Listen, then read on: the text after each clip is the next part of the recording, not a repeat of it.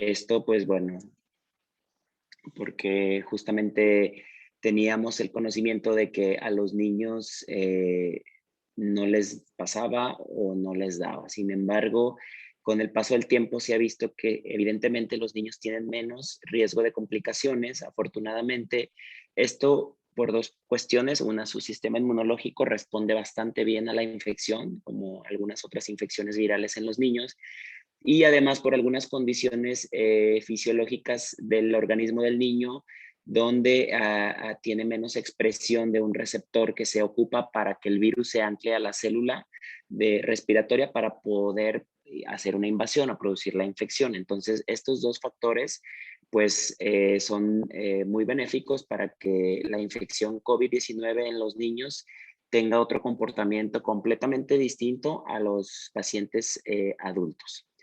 Es bien sabido que pues desde que empezó la pandemia se han descrito casos en los niños donde pues evidentemente hay una subestimación de datos epidemiológicos. ¿Esto por qué? Bueno, porque debido a la primera fase de la pandemia que se centró toda la información, por supuesto, en los adultos mayores o vulnerables, donde se empezaron a identificar ciertas enfermedades que ponían en riesgo a los pacientes, pues bueno, realmente los niños no fueron un foco de importancia o incluso de estudio para esta enfermedad. Entonces, afortunadamente, con el paso del tiempo se han descrito algunas situaciones que nos ponen a los médicos pediatras o a los médicos que tratamos enfermedades respiratorias como en alerta debido a algunos cuadros que se han presentado en los niños que afortunadamente son muy raros, y esto va a raíz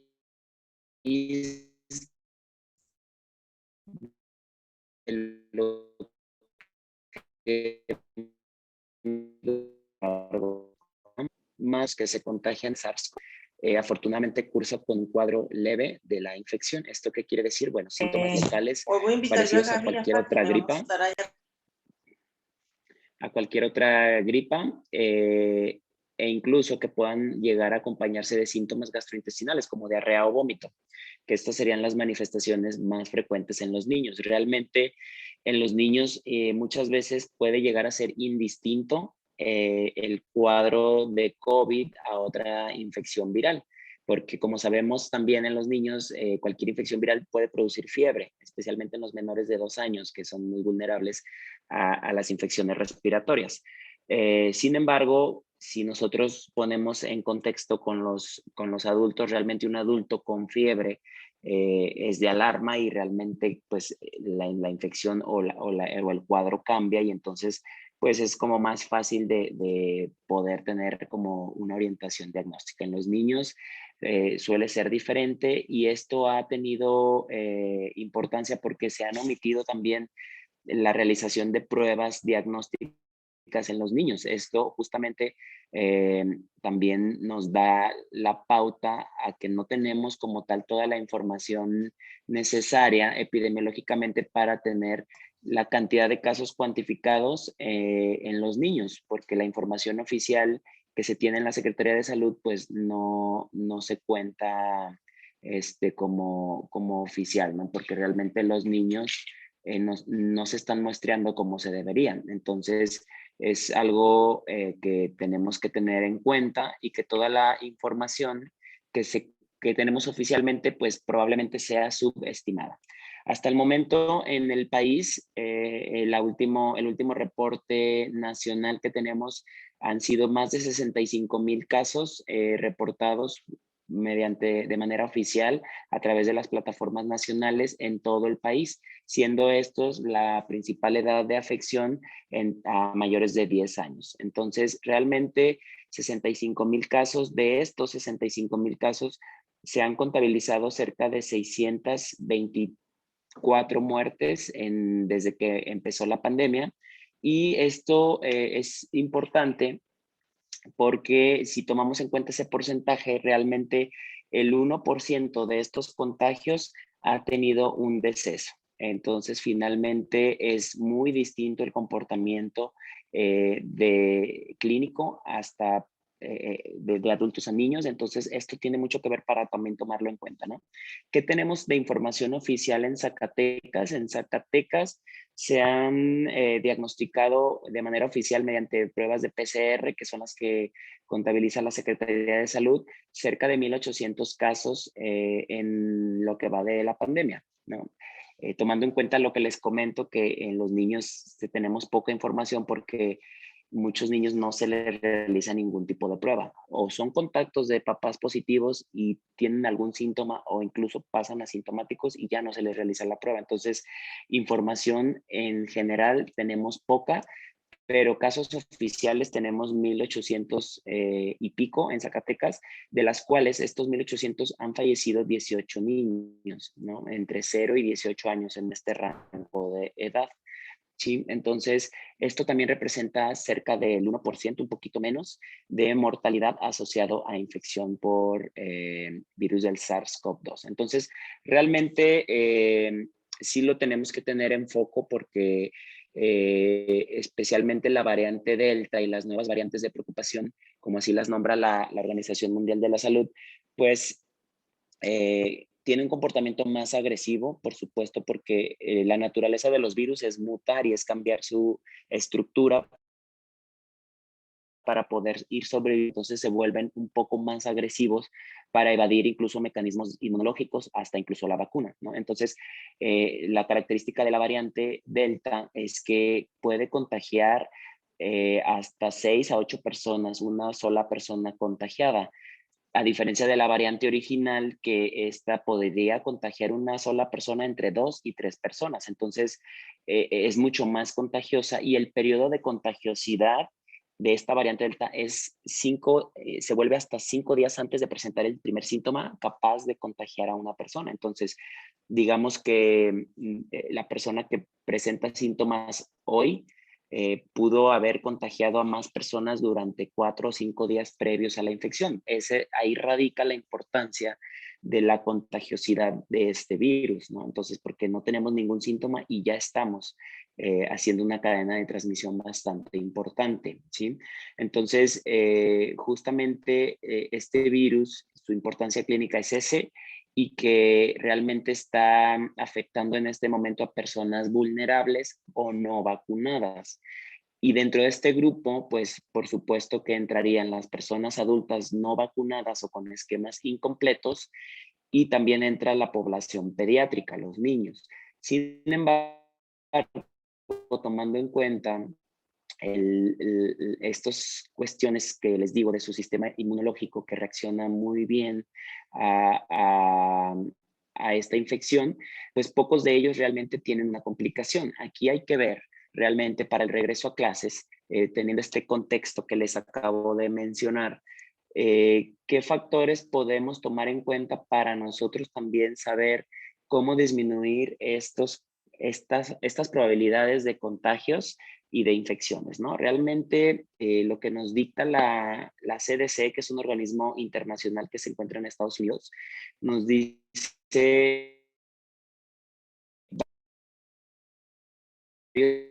tomar en cuenta un tema introvertido, ser funcional. Hay cuestiones que sí llegan a ser inaplazables para este regreso a clases. ¿Por qué? Porque hay condiciones que en casa se han incrementado de manera exponencial, como la violencia intrafamiliar, los casos de ansiedad y depresión en niños. De hecho, un último estudio reciente que se hizo en niños y adolescentes demostró que 1 de cada 4 niños durante esta pandemia desarrolló trastorno de ansiedad y 1 de cada 5 niños desarrolló trastorno de depresión. Entonces, realmente es una situación que alarma porque evidentemente somos seres sociales y los niños están en desarrollo, incluso neurológico, neuroconductual, social, y requerimos normas y reglas sociales de convivencia que en esta pandemia se truncaron. Entonces, finalmente, las condiciones neuropsiquiátricas y de desarrollo en los niños se han estado viendo mermadas. Esta situación apoyaría el regreso a clases. Sin embargo, médicamente, las recomendaciones de la CDC nos dice, bueno, si la transmisión comunitaria del virus se encuentra moderada o alta, pues por supuesto que es un riesgo mayor de contagios o hay más probabilidades de que nos contagiemos, ¿sí? Ese sería el primer punto a tomar en cuenta. Otro punto a tomar en cuenta es saber, pues, qué enfermedades tiene el niño. Esto quiere decir, si es un niño sano, si es un niño eutrófico, con buena alimentación, hace actividad física, duerme por lo menos 8 horas al día, pues probablemente si llega a ser contagiado no desarrolle una enfermedad grave, por supuesto, las probabilidades son muy pocas. Sin embargo, pues si el niño tiene algún problema como un asma no controlada, antecedente de prematurez, un paciente que padezca del corazón, del riñón, tome medicamentos para una enfermedad como leucemia, alguna quimioterapia, pues obviamente que los riesgos son muy altos de una infección grave y complicación, ¿no? Entonces ahí pues por supuesto que se valora el regreso a clases. Y no nada más es la condición del niño, porque el niño puede ser sano, sin embargo sus papás, si no tienen un esquema de vacunación completo o son vulnerables, los cuidadores, ya sean los abuelitos, alguien que lo cuide, que tenga enfermedades crónicas como hipertensión, diabetes, obesidad, son fumadores, o sea, otras condiciones del entorno, también se podría considerar ese regreso a clases, ya que podría tener una infección grave algún familiar, ¿no? No nada más el niño. Entonces, estos factores son muy, muy importantes a tomarlos en cuenta.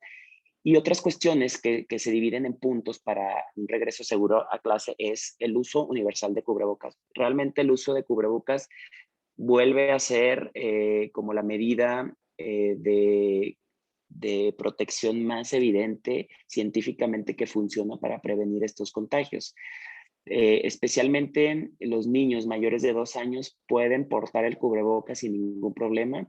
Menor a esta edad no se encuentra recomendado en la actualidad por organismos internacionales. Entonces, a partir de 2 años, el niño, si se le ha enseñado durante este año y medio en casa la importancia del virus, de cómo cuidarnos, el cómo debemos de usar el cubrebocas, pues realmente es un arma importantísima para cuidarnos en este regreso a clases. Hay diversas especificaciones sobre el cubrebocas, debe de ser universal, todos los niños y maestros y personal administrativo lo debe de portar. Y pues hay varias opciones para usar cubrebocas, que esas igual las podremos comentar en preguntas y respuestas, pero bueno, el uso de cubrebocas debería ser universal. Pueden ser de tela, pueden ser de tela quirúrgica incluso, los N95, que ya incluso hay diseños para niños, por supuesto. Ese sería el punto número 1. El número 2 sería la distancia física entre compañeros, que las recomendaciones internacionales de la CDC nos dice que la distancia entre compañeros en las aulas debe ser por lo menos entre 1.8 a 2 metros de distancia, de preferencia, y pues con aulas ventiladas, ¿no? La ventilación natural es suficiente en horarios acortados, dando posibilidad de dar 10 a 15 minutos entre alguna de las clases para poder favorecer la ventilación natural, que es suficiente para disminuir esta transmisión del virus en caso de que el aire se empiece a condensar, ¿no? De CO2. Entonces, el punto número 3 sería el lavado de manos, que es obligatorio, y el uso de alcohol gel con concentraciones de alcohol por arriba del 60 o 70% de manera frecuente.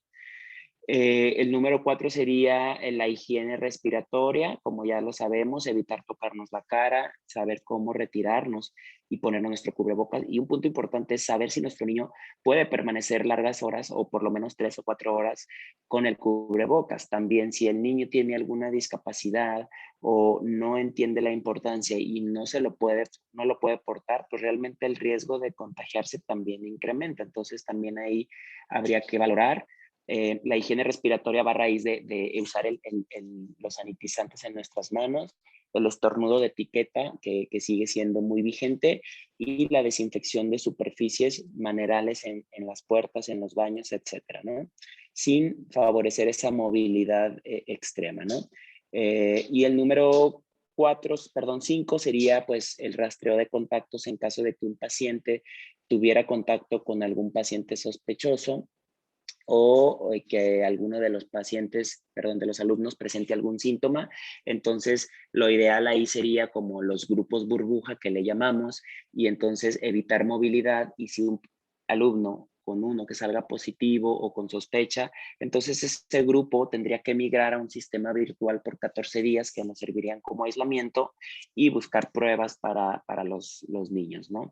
Después de estos 14 días, si no desarrollaron síntomas, entonces el grupo regresa de manera presencial como grupo burbuja, que sería como lo ideal. Son las recomendaciones que se hacen tanto nacionales como internacionales.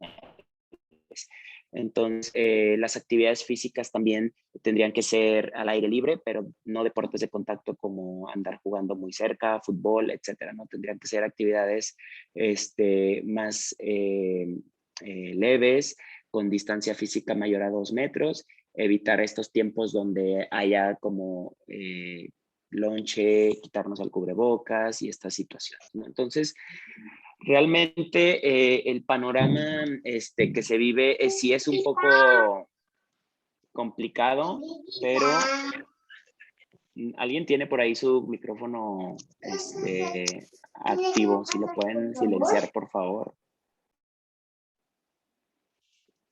El panorama es complicado, hay una transmisión alta del virus y entonces las probabilidades de contagios pues se vuelven altas. Sin embargo, como les comentaba, las complicaciones en niños son muy poco comunes. Realmente más del 90% de nuestros niños van a tener un cuadro de infección leve. Esto es algo que hay que tomar en cuenta, y que incluso otras infecciones como el virus sincitial respiratorio, que se da mucho en las guarderías, llega a tener mayor mortalidad, y por tal razón no hay cierre de guarderías en otro contexto, ¿no? Entonces realmente hay otras infecciones que son un poco más, con más afección a la edad pediátrica y que tienen mayor mortalidad. Y tomando en cuenta la etapa de la pandemia, pues sí nos llega a alarmar, porque incluso pues, se han incrementado las hospitalizaciones en los niños. En Estados Unidos vemos que se ha incrementado el ingreso por neumonías en los pequeños. Afortunadamente, la mortalidad de estos niños sigue baja. Realmente no es un comportamiento catastrófico, y realmente lo que podemos esperar de los niños es que la gran mayoría tenga un cuadro leve y que resuelva como cualquier otro cuadro respiratorio, gripal o gastrointestinal entre 3 a 5 días, como máximo 7 días, ¿no? Y bueno, pues realmente eso es lo que yo quería compartir sobre el panorama que vivimos, algunas recomendaciones para ustedes. Y yo creo que hay muchas dudas, es un tema que genera muchas dudas todavía, y entonces creo que podríamos pasar como a una sesión de preguntas y respuestas que podamos contestar la mayor cantidad posible, y ampliar un poquito el tema, ¿no?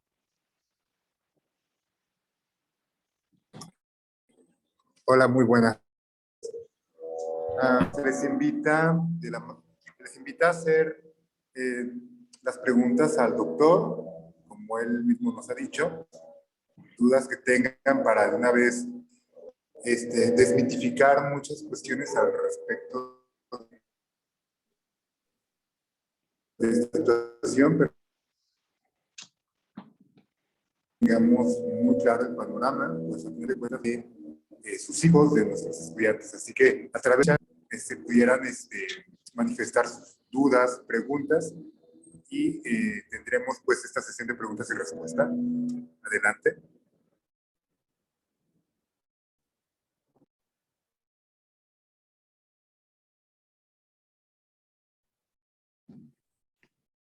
Hola, buenas tardes. Mi nombre es Gabriela Treviño. Muy amable, doctor. Buen día, muy amables todos. Mi pregunta es, doctor, en menores con obesidad, sedentarios, ¿se recomienda el regreso a clase? Bueno, pues aquí justamente son de las patologías que nos hacen las recomendaciones la CDC, que es el Centro de Control de Enfermedades.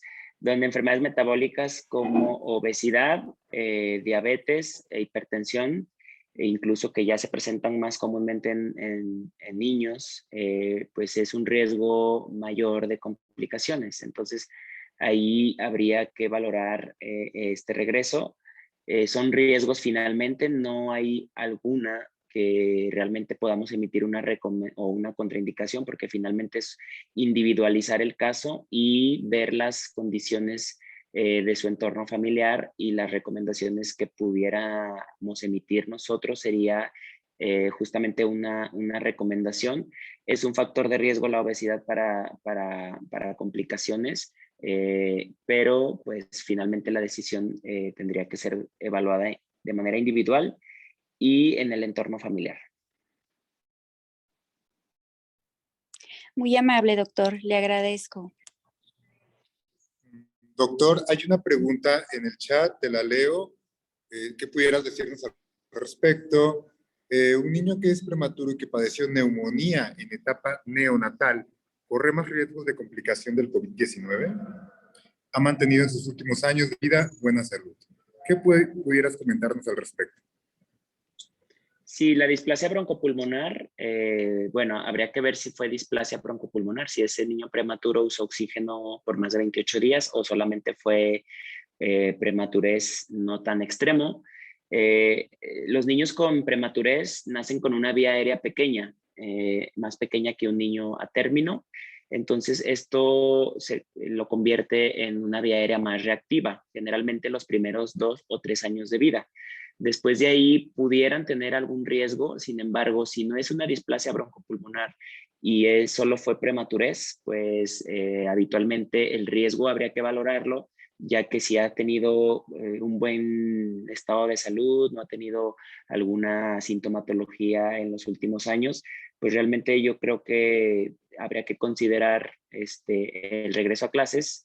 Y pues bueno, ahí creo que dice que no requirió oxígeno, entonces realmente no cuenta con una enfermedad crónica respiratoria, entonces el riesgo pues no sería un riesgo extremo. Finalmente son antecedentes que pudieran llegar a ocasionar algún comportamiento distinto, sin embargo no se consideraría un riesgo extremo.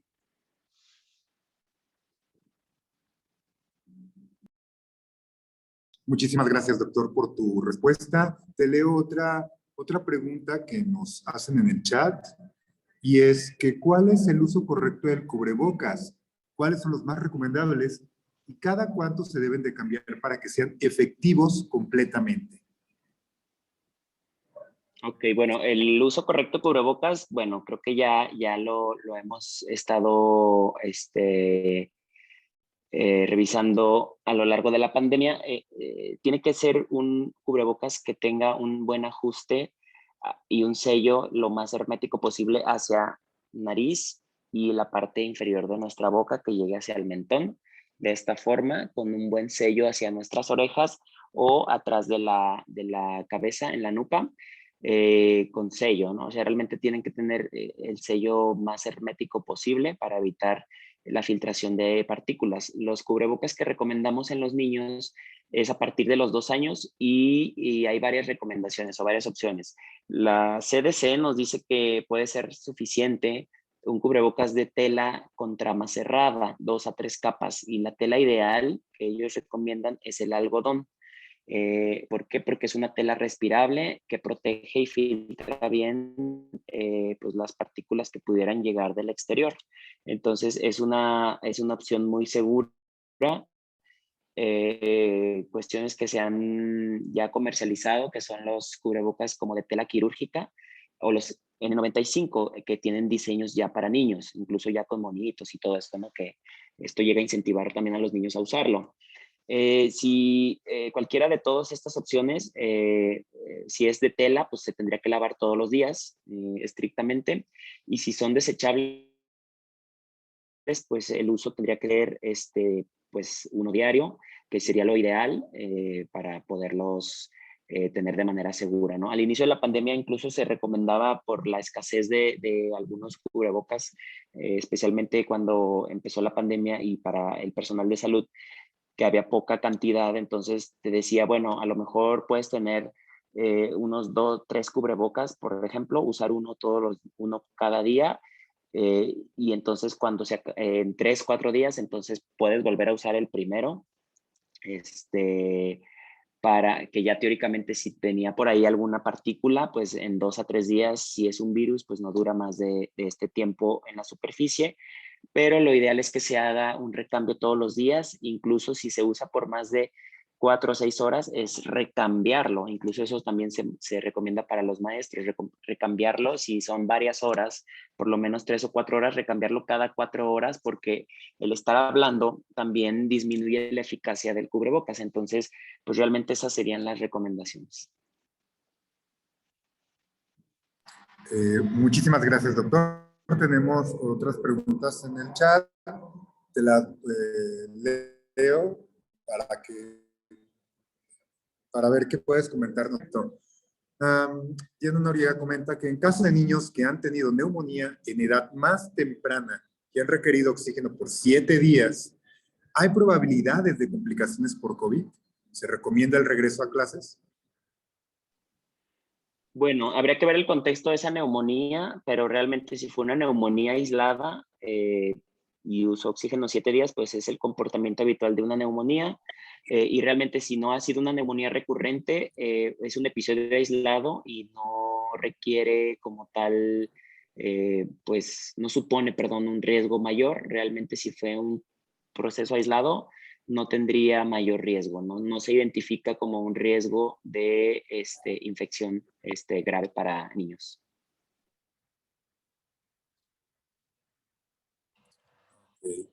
Muy amable, doctor. La siguiente pregunta es, un niño que tuvo padecimiento de Nox-Cholane y se le administró sandoglobulina, puede tener complicaciones, ya que se le realizó una cirugía en la cual se retiraron las amígdalas. Bueno, no sé, algún problema técnico pasó. Creo que no escuché bien, me quedé Esperemos que el doctor... Ahí está, ahí está. ¿No se escuchó la pregunta otra vez? Si me la pudieran repetir. Claro que sí, doctor, con mucho gusto. Un niño que tuvo padecimiento de Nox-Cholane y se le administró sandoglobulina puede tener complicaciones, ya que se le realizó una cirugía en la cual se retiraron las amígdalas. Ok. Bueno, aquí habría que valorar el estado actual de ese padecimiento. Normalmente la púrpura de Henoch pues resuelve sin ningún problema. Habría que evaluar si en la actualidad toma algún medicamento inmunosupresor, porque este tipo de enfermedad es una enfermedad autoinmune, que en algunos casos hay necesidad de administrar medicamentos inmunosupresores o esteroides. Si no lo está haciendo y realmente es un cuadro pasado ya de un tiempo, e incluso por la cirugía de amígdalas, pues no supone un riesgo claramente identificado, sería valorar el contexto, pero no, si no es un cuadro crónico, pues realmente no supone un riesgo mayor. Muchísimas gracias, doctor, por tu respuesta. Te leo otra pregunta.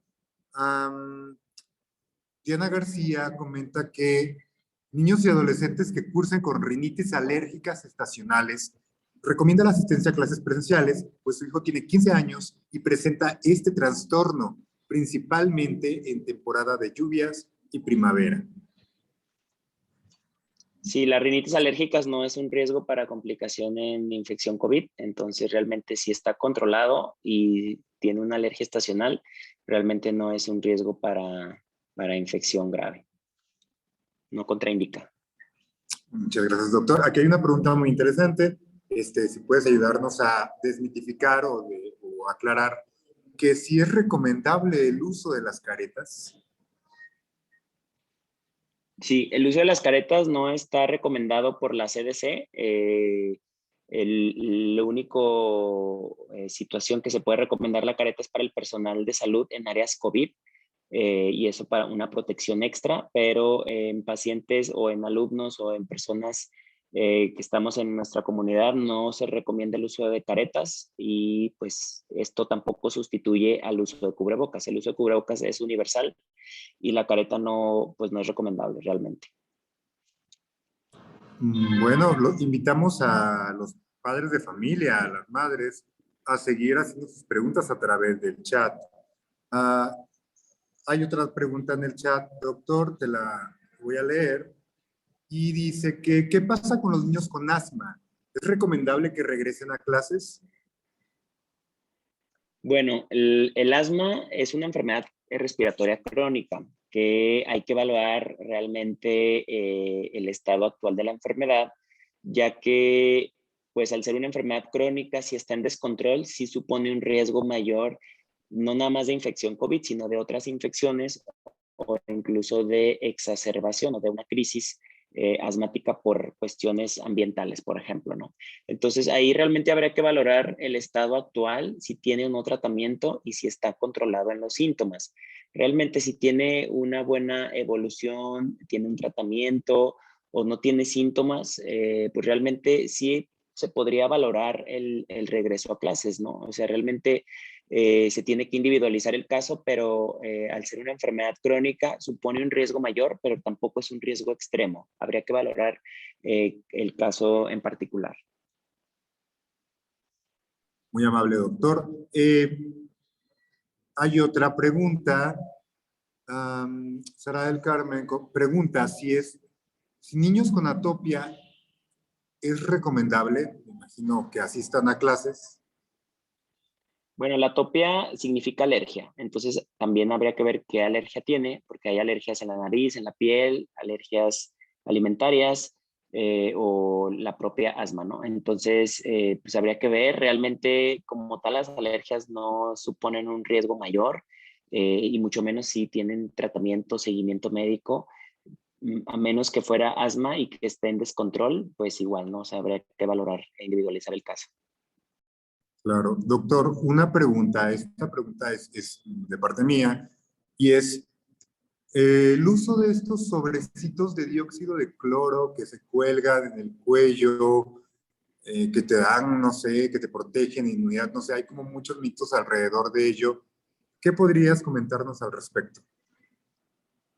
Bueno, todas esas cuestiones que usábamos al inicio de la pandemia, pues han quedado en desuso, al igual que los tapetes sanitizantes, al igual que pasar por arcos sanitizantes, al igual que sanitizar el súper.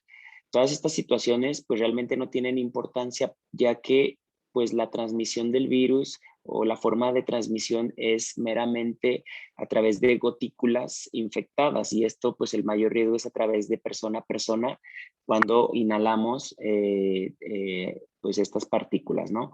Otra forma sería a través de fómites. Los fómites son objetos con inóculos, o sea, infectados, pero en poco tiempo. Realmente no es como en varias horas o días, ¿no? O sea, realmente es como tocar alguna superficie que hace un momento a una persona infectada tocó, nos llevamos la mano a la cara y finalmente pues llega a haber inóculo a este nivel. Pero todas esas situaciones como tapetes, ¿qué más? Tapetes, arcos, esas pulseritas sanitizadoras, pues todos esos no tiene ya ninguna importancia clínica y no se deberían de usar.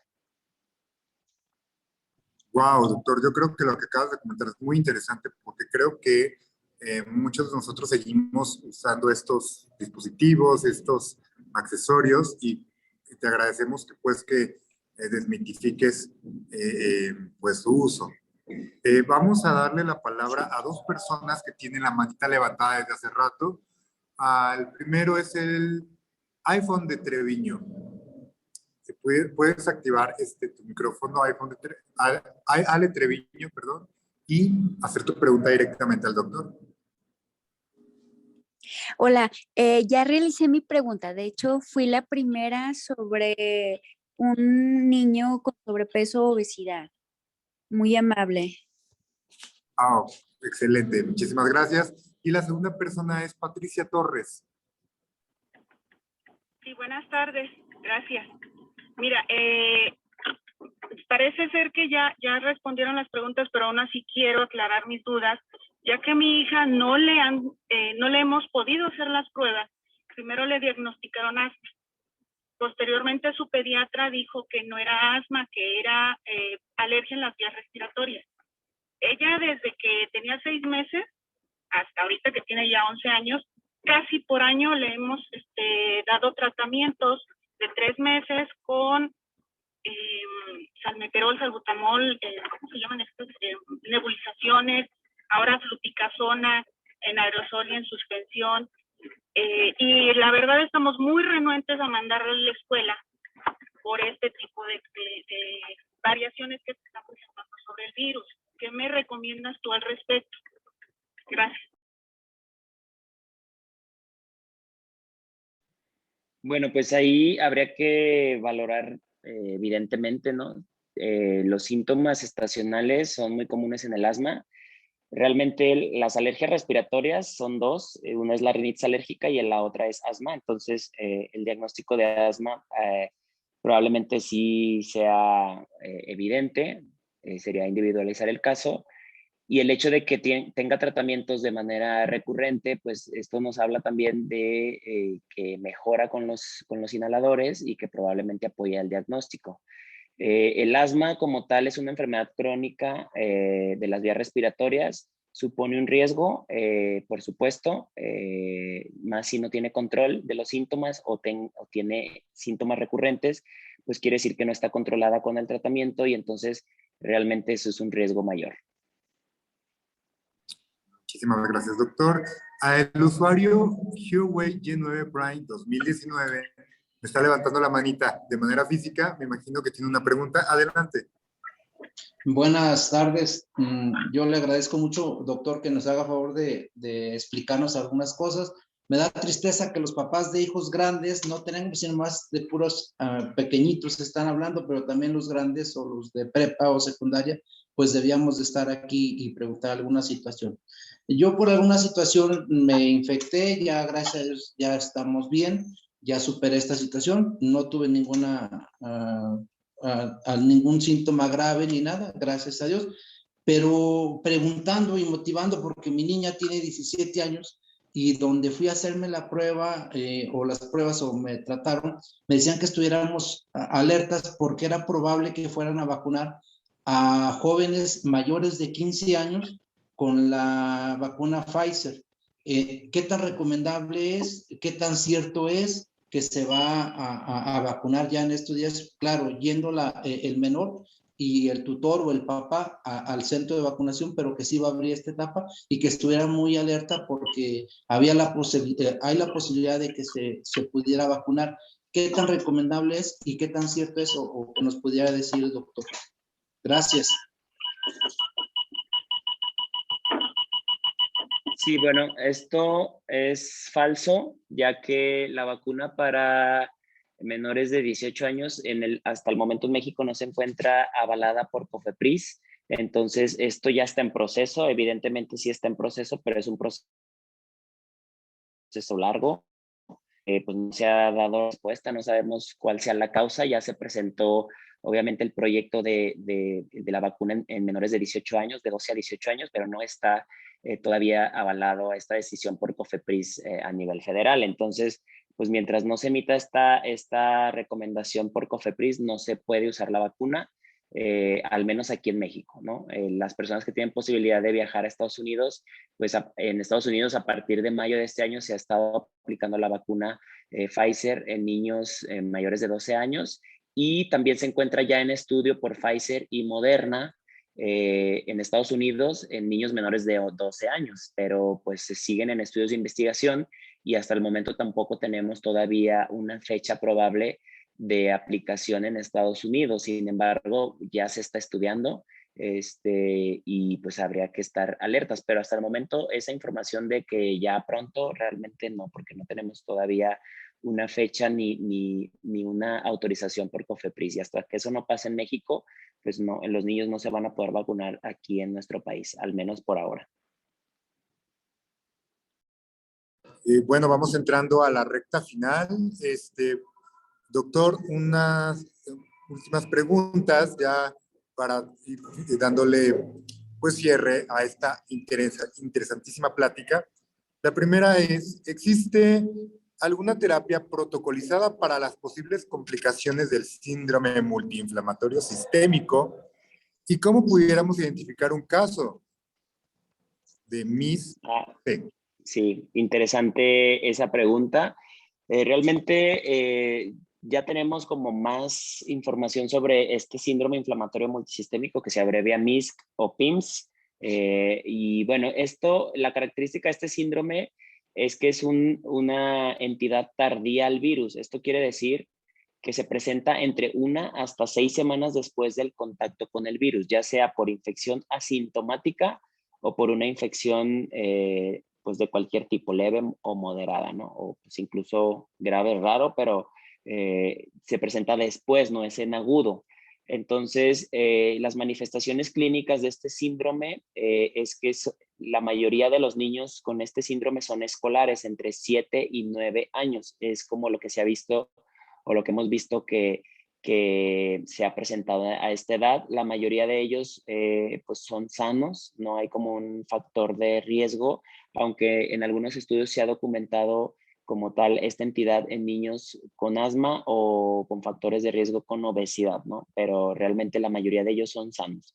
Y la característica clínica es que se presentó después de 1 a 6 semanas, entonces, y puede llegar a tener fiebre por más de 3 días, dolor abdominal, de vómitos, manchas en la piel sin causa aparente, ojos rojos, le cambia la coloración en la boca, como con grietas, o la lengua que se llama lengua en fresa, como una lengua muy roja con el aspecto de una fresa. Y pues son niños que lucen mal, ¿no? Porque realmente es una inflamación, es un cuadro de inflamación intensa a nivel de todo el organismo, y entonces el niño luce mal, y de hecho es un padecimiento que se tiene que tratar de forma hospitalaria. No es cualquier dolor abdominal, no es cualquier fiebre, sino que es un dolor intenso, no cede, el niño luce mal, está somnoliento, y pues esto se trata en hospital. Y sí hay protocolos ya de tratamiento, ya hay guías de tratamiento donde usamos esteroides y gamma-globulina, y la mayoría de ellos, como hacen afección cardíaca, pues es un manejo multidisciplinario en terapia intensiva, donde entramos pues los neumólogos, cardiólogos, terapia intensiva, infectología, y pues bueno, sí hay estudios ya. Afortunadamente es un cuadro muy raro, no es tan frecuente, pero pues sí, hay que estar alertas en un niño que tenga más de 3 días de fiebre, con mal estado general, tiene manifestaciones en los ojos, en su boca, puede llegar a haber manchas, y el dolor abdominal llega a ser importante. Incluso se han confundido estos pacientes con apendicitis, que los han tenido que meter a quirófano y resulta que no es nada. Por esa inflamación tan intensa, pues da estos síntomas, ¿no? Pero no alarmarnos, es una entidad muy rara y poco frecuente. Muchísimas gracias, doctor. Ya la penúltima pregunta, que se me hace muy interesante, de Diana García. ¿Qué signos y o síntomas tempranos nos avisan de un probable contagio por SARS-CoV en niños y adolescentes? ¿Cuándo debemos tomar la decisión de no enviar a nuestros hijos a la escuela, cuando sea el caso? Bueno, pues los síntomas, pues no hay síntomas tempranos, realmente son síntomas de infección, y pues son igual lo que hemos venido comentando, ¿no? O sea, en los niños es frecuente la fiebre, el moco o el cuadro gripal y la tos, ¿no? Con la variante Delta se ha visto que es un poco más frecuente los cuadros o las manifestaciones gastrointestinales como la diarrea, pero evidentemente al primer síntoma, pues el niño se tendría que aislar, no esperar. Y en estos momentos toda gripa debe ser considerada COVID hasta no demostrar lo contrario, ¿sí? Entonces, si un niño o un cuidador, el papá, mamá, un hermanito, empiezan con un cuadro gripal, lo ideal es avisar a la escuela y lo ideal sería pues quedarnos en casa, ¿no? Porque justamente así es como se empiezan a dar los contagios de manera descontrolada, ¿no? Moquito, solo tengo tosecita, solo me duele poquito la garganta, los llevamos a la escuela y entonces se empieza a hacer una cadena de transmisión pues que es peligrosa. Entonces, realmente tomar la decisión de cuándo enviarlos o no, cuándo no, pues realmente si el niño tiene un síntoma o alguno de nosotros como papás o como hermanitos, pues realmente el riesgo en estos momentos es muy alto, entonces no subestimar estos síntomas por leves que sean, realmente lo ideal es cuidarnos como sociedad y hacer cada uno lo que nos toca, ¿no?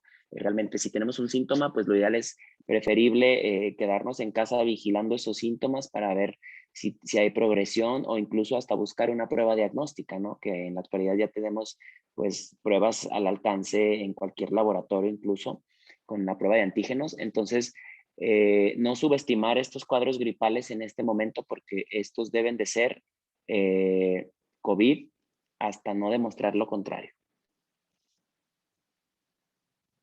Creo que lo que has comentado ha sido certero, muy cierto, doctor. Yo creo que cuidarnos como sociedad es fundamental para superar esta pandemia. Y bueno, te comentan en el chat que celebran esa expresión de cualquier síntoma es COVID hasta que se demuestre lo contrario. Bueno, la última pregunta y con eso cerramos esta plática. ¿Es recomendable el regreso a clases a un niño que le dio bronquiolitis, internado por un día y posteriormente le dio 3 veces bronquitis? Ahorita se encuentra bien por no salir, pero tiene contacto con alguien enfermo y se enferma. ¿Es recomendable o no? Bueno, ahí habría que valorar por qué tiene tantas bronquitis de repetición, no es lo habitual. En general, niños que tienen bronquitis más de 2 veces, hay que investigar la causa. Muchos de ellos, dependiendo de la edad, pero muchos de ellos pueden tener alguna alergia respiratoria, ¿no? Entonces, habría que valorar y individualizar el caso, si es que tiene tratamiento, si es que tiene síntomas o está vulnerable. Probablemente esté vulnerable por una situación de alergia que no se ha investigado. Digo, no lo sé, es como suponer por el cuadro que comentan, pero probablemente con tratamiento pues se pueda controlar y entonces disminuir esos riesgos. Pero si tiene descontrol de los síntomas, si tose todos los días o si es muy susceptible a infecciones, pues la verdad es que habría que considerar ese regreso a clases.